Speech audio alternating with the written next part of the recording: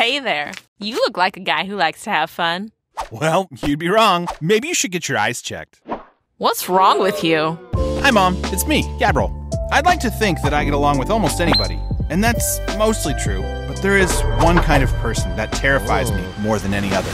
It's a lady.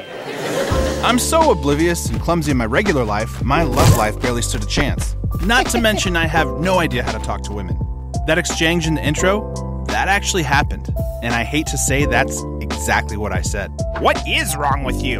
And I've been this way forever. In high school, I was just as obtuse.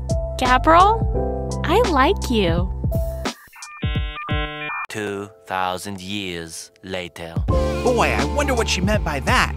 You see, I've never been very good with the ladies, or the guys, or anyone, really. But However, in spite of myself, I have dated a few people over the years. Or at least, that's what I told myself until recently, because as it turns out, I don't think that any of them counted as girlfriends.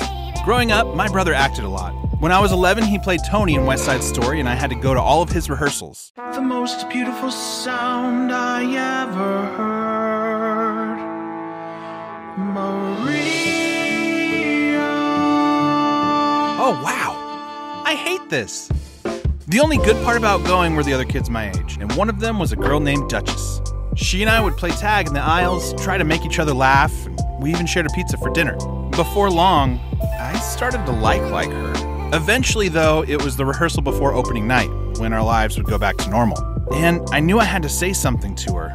I waited all night, but when the cast was done and it was finally time to leave, I did one of the bravest things I'd ever done. Hey, Duchess, do you want to go out with me? She spun around in total shock. Then she said, Sure.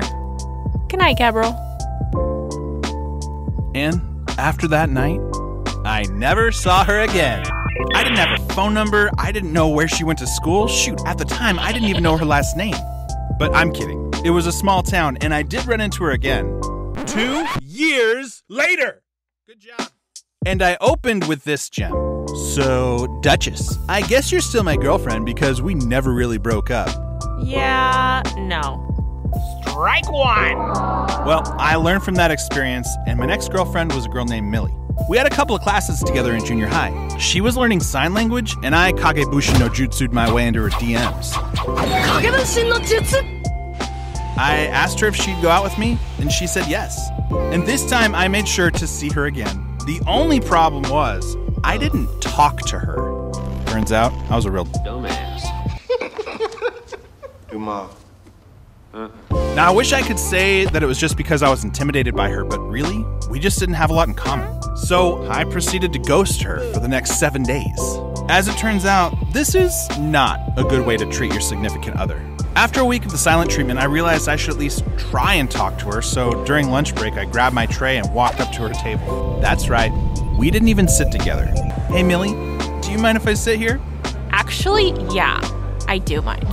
But wait, I thought that we were still dating. You can't sit with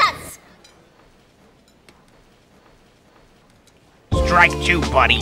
I took some time off from dating. A couple years later, though, I had a friend named Kel. Our friend group hung out all the time, and we got along great. I really liked her, so one day, I asked if she'd like to go out sometime. She said yes, and I floated through the rest of the day. Later that night, I was holding my phone thinking about what to text her when my phone started ringing. It was Kel. Hello? Yeah, Gabroll. Who's this? It's Brittany Birch, Kel's friend. Oh, hey, what's up? Listen, Kel doesn't want to go out with you, so I'm breaking up with you for her. She just said yes today because she didn't want to hurt your feelings. And somehow this is better? Oops, I did it again. Strike three, you're out of here. It was about this time I really started questioning the whole idea of dating. A friend of mine said it was like trying on different pairs of shoes until one fit. Only I didn't see anyone fitting. My friends dated each other and broke up almost as effortlessly as I had. Come to think of it, I don't think any of my ex-girlfriends were even real relationships. The longest I'd been with someone was a week. I'd never so much as held one of their hands, and I just didn't see the point anymore. It seemed like so many people were just going around crushing hearts and ruining friendships, all because movies told us this is how we're supposed to meet the love of our life. There's gotta be a better way. I decided I wasn't going to participate. If I really liked someone, I might take a chance in the future, but until then, I was done with dating. Over the next few years, I liked a few people, but for one reason or another, it was never more than a crush. And I was happy.